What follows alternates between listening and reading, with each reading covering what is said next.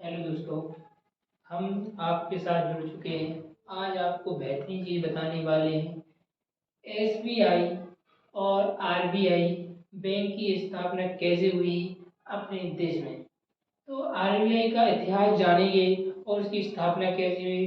भारतीय state bank और reserve bank of India की जानकारी प्राप्त करें। किस किस प्रकार ये भारत में इनका कब कब मतलब इनमें बदलाव हुए और ये कैसे कैसे भारत में आज कहाँ तक पहुँच गई हैं, इनके बारे में ये किस प्रकार कार्य करती हैं अपने लिए, उसके बारे में हम आज पूर्णतः ही आपको बताएंगे। तो आइए देखते हैं।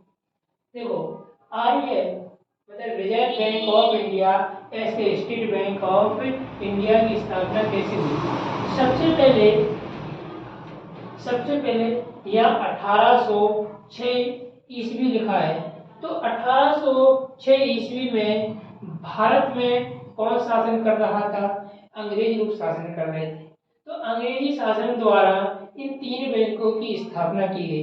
कौन सी तीन बैंकों की? 1806 ईस्वी में बैंक ऑफ बंगाल की स्थापना हुई। फिर उसके बाद 1840 ईस्वी में फिर बम्बई बैंक की स्थापना हुई, बैंक ऑफ बम्बई की। 1843 में ईस्वी में बैंक ऑफ मद्रास की स्थापना हुई। 1843 ईस्वी में बैंक ऑफ मद्रास की स्थापना हुई। इन तीनों बैंकों के फिर इसी तत्कालीन सरकार ने क्यों न, अभी देखो 1921 चल रहा है, तब भी क्या है, अंग्रेजी शासन हुकूमत कर रहा था अपने भारत पे। तो उसी अंग्रेजी शासन की तत्कालीन सरकार ने एक बड़ा बदलाव किया और इन तीनों बैंकों को एक साथ मिलाकर इंपीरियल बैंक की स्थापना की। तो इंपीरियल बैंक की स्थापना की और इस इंपीरियल बैंक की स्थापना कब हुई? 1921 ईस्वी में। फिर इसके बाद इंपीरियल बैंक की स्थापना 1921 के बाद क्या हुआ? फिर 1934 लग गया। तो 1934 में जो अंग्रेज अभी क्या है, 1934 में भी क्या अंग्रेजी शासन ही अभी क्या कर रहा था, भारत पर राज कर रहा था। उसी के द्वारा एक नियम पारित हुआ, रिजर्व बैंक ऑफ इंडिया अधिनियम पारित हुआ। इस नियम के पारित होने से 1 अप्रैल 1935 ईस्वी में केंद्रीय बैंक के रूप में स्थापना हुई कि रिजर्व बैंक ऑफ इंडिया की। किसकी हुई स्थापना? केंद्रीय बैंक, मतलब सभी बैंकों का राजा बना दिया गया। उस बैंक की स्थापना कब हुई? पारित नियम कब हुआ? 1934 में। और 1 अप्रैल 1935 में एक केंद्रीय बैंक के रूप में स्थापित हुआ और 1 अप्रैल 1935 से रिजर्व बैंक ऑफ इंडिया के रूप में कार्य करने लगा भारत में, केंद्रीय बैंक के रूप में। जब इसका स्थापना हुई और क्या है, इसका लगातार विस्तार भारत में बढ़ता गया, इसकी शाखाएं बढ़ती गई, तो इसका बजट भी बढ़ता गया। फिर क्या हुआ, भारत 1947 में भारत क्या हुआ, आजाद हो गया। और भारत आजाद होने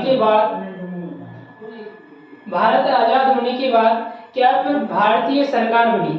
भारतीय सरकार ने देखा कि रिजर्व बैंक जो केंद्रीय बैंक है, इसका क्या किया उन्होंने, राष्ट्रीयकरण क्यों किया? ये इसका विस्तार बढ़ता गया और क्या है, ये लोगों पर क्या है अत्याचार, क्योंकि ये प्राइवेट बैंक थी, क्या प्राइवेट लोगों के पास इसका अधिकार था। और क्या अधिकार होने से दुरुपयोग, क्योंकि अगर कोई भी इनसे ऋण लेता था तो अधिक ब्याज दर पर ऋण देते थे, इसका दुरुपयोग करने लगे। क्योंकि कोई भी व्यक्ति हो जिसका विस्तार और पैसा अधिक हो जाए तो वो अपना उस चीज का दुरुपयोग करने लगता है। तो फिर इसका क्या है, जो भारत 1947 भारत आजाद होने के बाद क्या फिर एक नियम पारित किया गया, क्या अपनी सरकार द्वारा, पार्लियामेंट द्वारा, कौन सा, इसका राष्ट्रीयकरण कर दिया गया। आरबीआई का क्या कर दिया, राष्ट्रीयकरण कर दिया। क्या 1948 में सार्वजनिक अधिकार में हस्तांतरण अधिनियम पारित हुआ। किसके द्वारा पारित हुआ? पार्लियामेंट के द्वारा।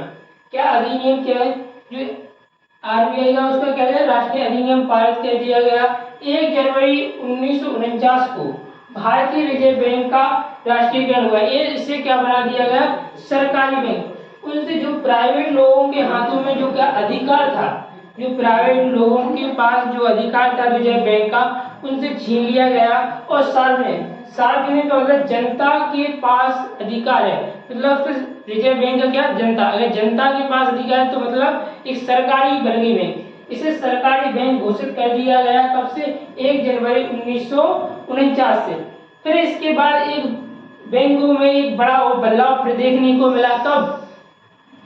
1955 में reserve bank of India act parliament द्वारा पारित हुआ।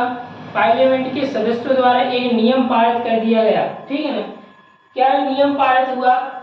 30 अप्रैल 1955 इंपीरियल बैंक, क्योंकि आरबीआई जो इंपीरियल बैंक थी उसकी स्थापना कब हुई थी? 1921।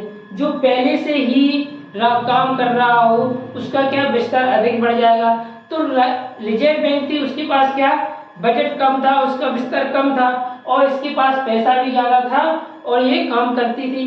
तो इसलिए इसको क्या किया, एक नियम 1955 में पार्लियामेंट द्वारा एक नियम पारित किया गया और पारित करने के बाद 30 अप्रैल 1955 को जो इंपीरियल बैंक है उसका नाम बदलकर क्या कर दिया गया, SBI, state Bank of India कर दिया गया और इसे किसे, आरबीआई के अधीन कर लिया। मतलब ये क्या है, एक स्वयं की शाखा थी, मतलब स्वयं राजा था। फिर इसे क्या किया, जो केंद्रीय बैंक स्थापित हुई थी अपनी रिजर्व बैंक, तो उसके लिए जो मेन सरकारी बैंक थी अब उसके अधीन इसे कर लिया गया और आज ये किसके अधीन काम कर रही है, आरबीआई के अधीन कार्य कर रही है। इसका मुख्यालय, आरबीआई का मुख्यालय कहाँ है, मुंबई में। गवर्नर को शक्तिकांत दास जी हैं और आरबीआई एसबीआई का मुख्यालय कहाँ है, मुंबई में है और आरबीआई का भी मुंबई, दोनों जगह का क्या है मुख्यालय कहाँ पर है, बंबई में है, ठीक है ना। इसके बाद 2017 लगने पर एसबीआई में एक और बड़ा बदलाव देखने को मिला। State Bank of Jaipur, State Bank of Mysore, State Bank of Thiruvananthapuram, State Bank of Patiala, State Bank of Hyderabad, इन पांचों बैंकों को एसबीआई में मिला दिया गया और इसका एक क्या है, विश्व स्तरीय क्षेत्र बढ़ गया। ये विश्व स्तरीय क्या है, एक बैंक बन गई, ठीक है ना। तो इन पांचों बैंकों को क्या, ये स्टेट की बैंकें थी, तो इन सभी बैंकों को एसबीआई के में मिला दिया गया और एसबीआई का विस्तार और बढ़ गया। आज वर्तमान में एसबीआई की शाखाएं कितनी हैं, 22,500 शाखाएं हैं। कितनी हैं, 22,500 क्या शाखाएं हैं। इसके बाद इसके एटीएम कितने, 98,000 कितने एटीएम है, कितने पूरे भारत में 98,000 क्या है एटीएम संचालित है या एसबीआई के। इसके बाद इसके ग्राहक 50 करोड़ ग्राहक है, मतलब एसबीआई में कितने खाते खुल चुके हैं, 50 करोड़ खाते खुल चुके हैं, ठीक है ना।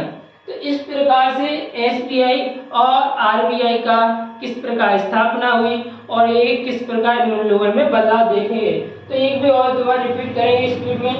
इन तीनों बैंकों को बम्बई और मद्रास और बम्बई बैंक और बंगाल बैंक तीनों को मिलाकर कौन सी 1921 में इंपीरियल बैंक की स्थापना हुई। इंपीरियल बैंक की स्थापना के बाद 1934 में रिजर्व बैंक ऑफ इंडिया नियम क्या पारित हुआ। उसके बाद 1 अप्रैल 1935 से रिजर्व बैंक ऑफ इंडिया की स्थापना केंद्रीय बैंक के रूप में और इसकी अधिकृत पूंजी कितनी थी, 5 करोड़ रुपए थी और 5 करोड़ में 100 के नोट कितने थे, 5 लाख नोट थे। और इसका फिर क्या राष्ट्रीयकरण में भारत आजाद हो गया और भारत की स्वयं की सरकार बन गई।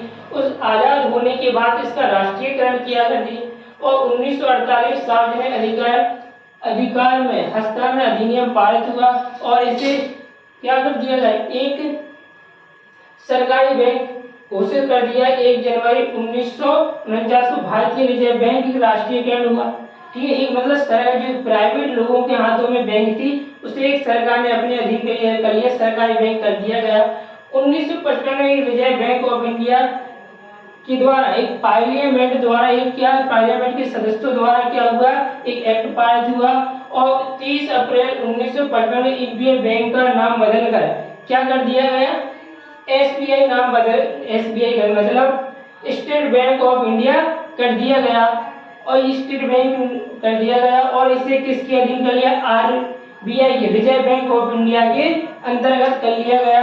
और 2017 में इन 5 बैंकों को, जयपुर, मैसूर, त्रिकोण, पटियाला एवं हैदराबाद बैंकों को, 5 बैंकों को किसमें, एसबीआई में क्या मिला दिया गया, और इसका और विस्तार बढ़ गया। और जो उनकी शाखाएं हैं कितने, 22,500 शाखाएं हैं, और एटीएम कितने, 98,000 हैं, और कितने ग्राहक हैं, 5 करोड़ ग्राहक हैं। इन दोनों बैंकों का मुख्यालय कहाँ है, मुंबई में है। इसके गवर्नर को है शक्ति दास जी हैं। तो इस प्रकार से क्या है, तो सभी लोग इस प्रकार की जानकारी के लिए चैनल को सब्सक्राइब कर लें, लाइक कर दें, शेयर करें। हम आप लोगों के लिए इसी प्रकार की लगातार वीडियो लाते रहेंगे। ठीक है, थैंक यू दोस्तों, जय हिंद, जय भारत।